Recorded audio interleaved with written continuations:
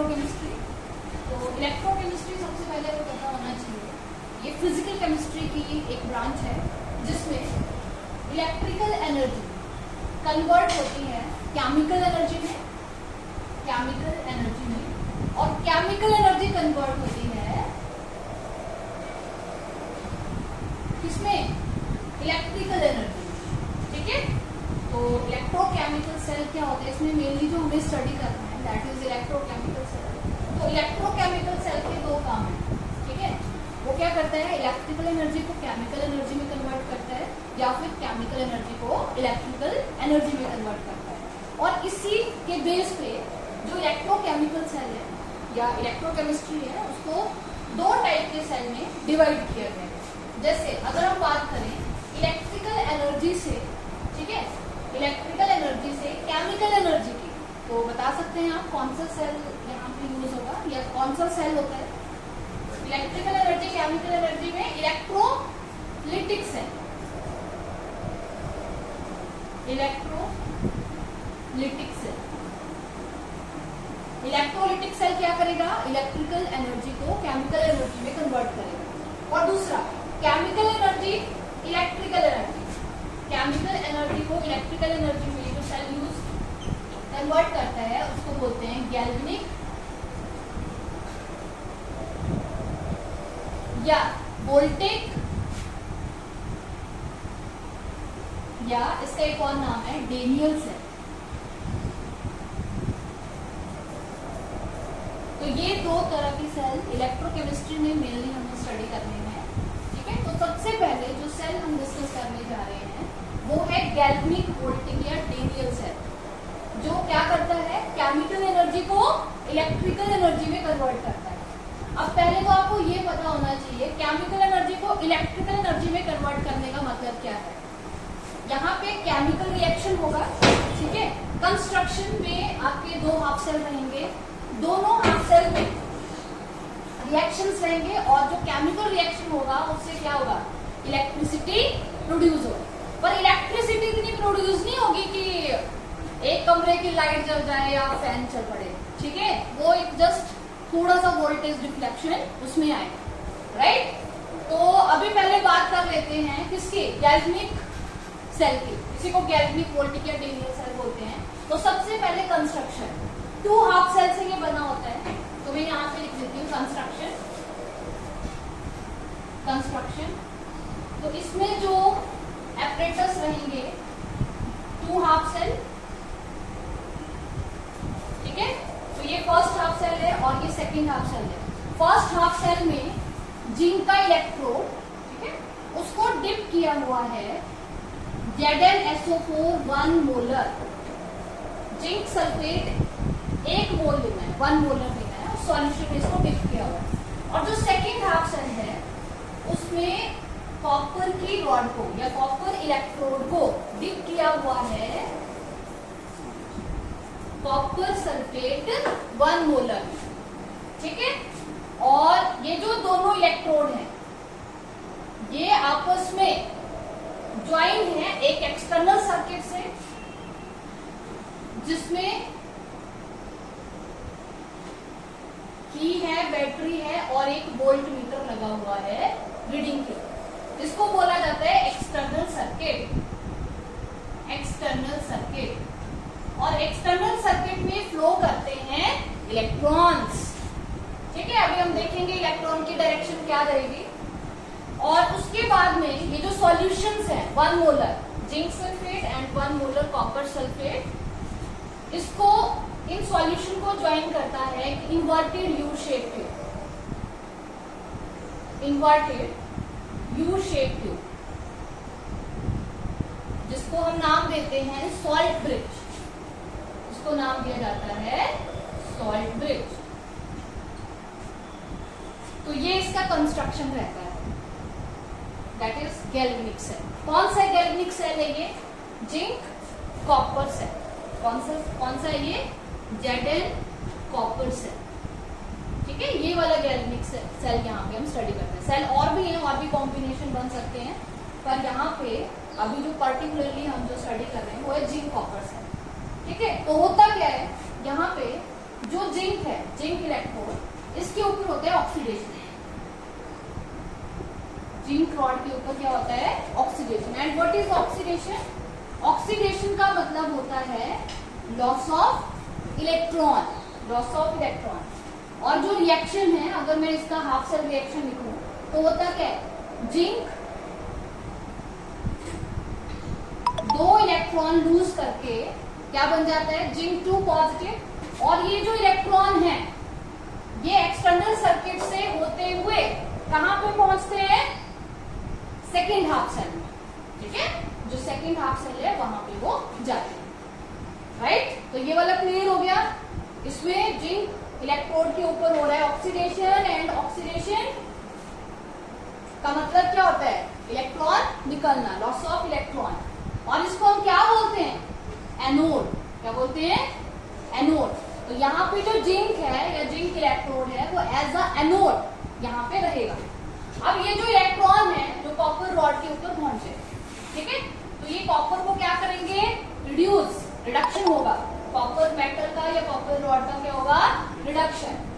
ठीक है, तो यहाँ पे जो हाफ सेल रिएक्शन है दैट इज कॉपर 2 पॉजिटिव। ये जो इलेक्ट्रॉन एक्सटर्नल सर्किट में आ रहे हैं इनको लेके रिड्यूस हो जाएगा कॉपर मेटल में। तो ये रहेगा सेकेंड हाफ सेल का रिएक्शन। कॉपर 2 पॉजिटिव 2 इलेक्ट्रॉन लेके क्या बनाएगा? Copper metal. अब कॉपर 2 पॉजिटिव कहां से आया? देखो ये जो कॉपर सल्फेट है CuSO4, ठीक है, 1 पोलर, ये भी डिसोसिएट होता है आयंस में, कॉपर 2 पॉजिटिव और SO4 2 नेगेटिव आयंस में। वैसे ही ये जो जिंक सल्फेट है ये भी डिसोसिएट होता है किसमें? Zinc 2 positive plus SO4 2 negative ions में। ठीक है, तो ये हो गया half cell reaction both cell. अब बात आती है कि ये इन्वर्टेड यू शेप ट्यूब या सॉल्ट ब्रिज क्या होता है। ठीक है, तो सॉल्ट ब्रिज क्या होता है और इसके अंदर होता क्या है? सॉल्ट ब्रिज को बोला जाता है इंटरनल सर्किट, इंटरनल सर्किट। और इसके अंदर रहता है इनर्ट इलेक्ट्रोलाइट, इनर्ट इलेक्ट्रोलाइट। ठीक है, जैसे कि आपका हो गया KCl, KNO3 एक्सेट्रा। ठीक है, ये वाले इलेक्ट्रोलाइट यहाँ पे प्रेजेंट होते हैं आयंस की फॉर्म में। और साथ में एक पेस्ट होता है पॉलीसेक्राइड का जिसको बोला जाता है अगार अगार पेस्ट, अगार अगार पेस्ट। ठीक है, तो ये एक पेस्ट इसमें भरा हुआ होता है और सॉल्ट ब्रिज को यहाँ पे कॉटन वूल से, कॉटन वूल से बंद किया होता है। ठीक है, कॉटन लगाई होती है जस्ट यहाँ पे। क्यों लगाई होती है? ताकि ये जो 2 सॉल्यूशन है कॉपर सल्फेट और जिंक सल्फेट ये मिक्स ना हो जाए। ठीक है, तो ये रहता है सॉल्ट ब्रिज का कंस्ट्रक्शन। अब बात आती है कि वर्किंग कैसे करता है सर। अब जैसे कि अभी हमने बात की कि जिंक जो है वो एज अ एनोड यहाँ पे वर्क कर रहा है, तो जिंक की क्या हो रही है? ऑक्सीडेशन हो रही है। तो जिंक की अगर ऑक्सीडेशन हो रही है तो जिंक क्या करेगा? सॉल्यूशन में Zn2 पॉजिटिव आयन की कंसेंट्रेशन को यहाँ पे बढ़ाएगा और 2 इलेक्ट्रॉन तो चले गए। ठीक है, तो यहाँ पे हम क्या बोल सकते हैं कि देखो सॉल्यूशन में भी Zn2 पॉजिटिव है। ठीक है, सॉल्यूशन के अंदर भी कौन से आयन प्रेजेंट है? Zn2 positive. और जिंक भी क्या कर रहा है? Zn2 पॉजिटिव आयन दे रहा है। तो यहाँ पे अगर हम फाइनली कंक्लूड करें तो फर्स्ट हाफ सेल में पॉजिटिव चार्ज, सॉल्यूशन में पॉजिटिव चार्ज क्या हो रहा है? बढ़ रहा है। और ये जो रॉड है या ये जो इलेक्ट्रोड है ये क्या हो रहा है? वैनिश हो रहा है, मतलब खत्म होता जा रहा है जैसे जैसे इसकी ऑक्सीडेशन होती जा रही है।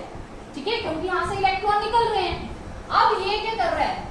ये इलेक्ट्रॉन कौन ले रहा है? ये जो कॉपर 2 पॉजिटिव है सॉल्यूशन में, ये जो Cu2 पॉजिटिव आयंस है ये क्या करेंगे? इलेक्ट्रॉन लेंगे और किस में रिड्यूस हो जाएंगे? क्या बन जाएंगे? Copper metal. अब इसमें क्या हो रहा है? ये जो कॉपर है इस पे और मेटल क्या हो रही है? हम क्या बोल सकते हैं? और मेटल या ये जो रॉड है ये क्या हो रही है? थिक हो रही है। ठीक है, इस रॉड की थिकनेस क्या हो रही है? बढ़ रही है। क्योंकि कॉपर 2 पॉजिटिव आयन किसमें रिड्यूस हो रहे हैं? कॉपर में रिड्यूस हो रहे हैं। क्लियर हो गया? ठीक है, अब यहाँ पे एक बड़ा इंपॉर्टेंट कॉन्सेप्ट आता है, ठीक है, कि अगर ये ऑक्सीडेशन और रिडक्शन ऐसे ही चलता रहा और सॉल्ट ब्रिज अगर इलेक्ट्रोकेमिकल सेल में प्रेजेंट नहीं है तो क्या इलेक्ट्रोकेमिकल सेल वर्क करेगा? प्लीज बताइए। नहीं करेगा। क्यों नहीं करेगा? क्योंकि सॉल्ट ब्रिज अगर नहीं है तो यहाँ पे ये ऑक्सीडाइज होके पूरी तरह से खत्म हो गया होगा और कॉपर वाली रॉड इसकी थिकनेस बढ़ गई होगी। तो जब ये रॉड ही नहीं रहेगी तो ऑब्वियस है इलेक्ट्रोकेमिकल सेल काम करना बंद कर देगा। ठीक है, अब दूसरा यहाँ पे जो इम्पोर्टेंट आता है कि सॉल्ट ब्रिज और उसके फंक्शन क्या है। तो सॉल्ट ब्रिज तो हमने समझ लिया, इन्वर्टेड यू शेप ट्यूब रहता है जिसमें इनर्ट इलेक्ट्रोलाइट और अगार अगार पॉलीसेक्राइड का पेस्ट भरा हुआ होता है। अब काम क्या करता है सॉल्ट ब्रिज? क्या काम करता है बताइए? What are the function of salt bridge? पहला फंक्शन क्या है? ये क्या करेगा? ये जो सॉल्यूशंस है दोनों हाफ सेल में उनको क्या कर रहा है? कनेक्ट कर रहा है, कनेक्शन का काम कर रहा है। It connect the solution present in two half cell. दूसरा हम क्या बोल सकते हैं, इसी को हम दूसरे वर्डिंग में क्या बोल सकते हैं कि एक इंटरनल सर्किट की तरह काम कर रहा है। क्या कर रहा है? एक internal, as a internal circuit ये काम कर रहा है। और क्या हो सकता है और बताइए? ये क्या करता है, जैसे कि इसमें हमने बात की कि इनर्ट इलेक्ट्रोलाइट प्रेजेंट होते हैं, ठीक है, तो इनर्ट इलेक्ट्रोलाइट भी आयंस, जैसे केसीएल की बात करें तो ये हो गए के पॉजिटिव और सीएल नेगेटिव आयन। अभी हमने क्या देखा कि यहाँ पे कौन सा चार्ज बढ़ रहा है? पॉजिटिव, ठीक है, यहाँ पे Zn2 पॉजिटिव आयन की कंसेंट्रेशन क्या है? ज्यादा है किससे? SO4 2 नेगेटिव से। Zn2 पॉजिटिव आयन की कंसेंट्रेशन ज्यादा है SO4 2 नेगेटिव से। और सेकेंड हाफ सेल में SO4 2 नेगेटिव आयन की कंसेंट्रेशन ज्यादा है Cu2 पॉजिटिव की कंसेंट्रेशन से। क्लियर हो गया? ठीक है, क्योंकि Cu2 पॉजिटिव तो यूज हो रहे हैं, वो इलेक्ट्रॉन ले रहे हैं और कॉपर में कन्वर्ट हो रहे हैं। तो यहाँ पे हम ये बोल सकते हैं कि इसमें पॉजिटिव आयन ज्यादा है, पॉजिटिव चार्ज ज्यादा है और इसमें नेगेटिव आयन ज्यादा है। तो यहाँ से क्या होता है, ये जो अपोजिट चार्ज के आयन से इलेक्ट्रोलाइट में ये क्या करेंगे, यहाँ से आएंगे सॉल्ट ब्रिज से और जो बड़ा हुआ पॉजिटिव या बड़ा हुआ नेगेटिव चार्ज है उसको क्या करेंगे? बैलेंस करेंगे। तो ये सबसे इंपॉर्टेंट रोल है सॉल्ट ब्रिज का, ठीक है। तो ये क्या करता है? बैलेंस करता है जो भी चार्ज दोनों हाफ सेल में बढ़ा हुआ है। जैसे यहाँ पे पॉजिटिव चार्ज बढ़ा हुआ है तो यहाँ से क्या आएंगे? Cl नेगेटिव आयन आएंगे इधर से और इस बढ़े हुए चार्ज को क्या कर देंगे? बैलेंस कर देंगे। वैसे ही यहाँ से K पॉजिटिव आयन आएंगे और बड़ा हुआ जो नेगेटिव चार्ज है उसको क्या कर देंगे? बैलेंस कर देंगे। इस तरह से ये जो इलेक्ट्रोकेमिकल सेल है ये कॉन्टिन्यूसली क्या करता है? वर्क करता है। तो अगर मैं यहाँ पे आपको शॉर्ट में बताऊं तो 3 मेन पॉइंट्स आपने याद रखने हैं इसमें। जैसे कि इलेक्ट्रोकेमिकल सेल कैसे काम करता है? With the help of salt bridge, ठीक है। अगर सॉल्ट ब्रिज नहीं होगा तो इलेक्ट्रोकेमिकल सेल काम नहीं करेगा, ठीक है। क्यों नहीं करेगा अभी हमने डिस्कस किया। दूसरा, सॉल्ट ब्रिज के इंपॉर्टेंट फंक्शंस क्या हैं, ठीक है, लगे ना आपको पता। तो सबसे इंपॉर्टेंट फंक्शन इसका यही है कि ये क्या करता है? अपोजिट चार्ज के आयंस को दोनों सॉल्यूशंस में भेजता है और बड़े हुए पॉजिटिव या नेगेटिव चार्ज को न्यूट्रल करते हैं, न्यूट्रलाइज करता है, बैलेंस करता है, ठीक है। तो ये था आपका वर्किंग ऑफ इलेक्ट्रोकेमिकल सेल, जिसमें हमने कौन सा किया? गैल्वेनिक, वोल्टिक या डेनियल सेल, ये तीनों इसी में आते हैं। और कौन सा सेल किया? Zinc copper cell. ये तो होगी सेल की बात। अब बात आती है अगर हमने हाफ सेल को या इस सेल को रिप्रेजेंट करना है तो इसकी रिप्रेजेंटेशन क्या होती है, ठीक है। जैसे जिंक कॉपर सेल की अगर हम बात करें तो इसकी अगर रिप्रेजेंटेशन IUPAC ने जो रिप्रेजेंटेशन इसकी दी थी वो है Zn, ठीक है। ये जो एक लाइन है ये रिप्रेजेंट कर रही है सेल को, ये जो हाफ सेल है इसको रिप्रेजेंट कर रही है। फिर आगे आपका Zn2 पॉजिटिव और Zn2 पॉजिटिव की जो कंसेंट्रेशन है वो भी साथ में लिखनी है, 1 मोलर। उसके बाद में क्या है? ये जो 2 लाइंस हमने लगाई, ठीक है, स्ट्रेट लाइंस, इनका मतलब है सॉल्ट ब्रिज। इसका मतलब क्या है? Salt bridge. फिर आ गया आपका क्या, कॉपर 2 पॉजिटिव 1 मोलर कंसेंट्रेशन, ये साथ में आपका होना चाहिए कंसेंट्रेशन। उसके बाद फिर से सेल और कॉपर सॉलिड, ठीक है। ये होती है रिप्रेजेंटेशन ऑफ द सेल, ठीक है। अब अगर इसी के लिए हमें लिखना है सेल रिएक्शन, तो सेल रिएक्शन कैसे लिखेंगे, उसके लिए आपको एक शॉर्ट ट्रिक मैं बताती हूँ। लेफ्ट राइट, ठीक है। लेफ्ट को लेफ्ट से जोड़ दो, राइट को राइट से, that's all. Zinc plus copper 2 positive, ठीक है, Zn 2 positive plus copper solid, ये भी साथ में लिखना है कंसेंट्रेशन एंड सॉलिड। तो this is cell reaction for zinc copper cell, ठीक है। तो ये था आपका। और अगर हम बात करें कि यहाँ पे पोटेंशियल डिफरेंस कितना आता है, जिंक और कॉपर का जो पोटेंशियल डिफरेंस है वो आता है 1.1 वोल्ट। कितना आता है, 1.1 वोल्ट।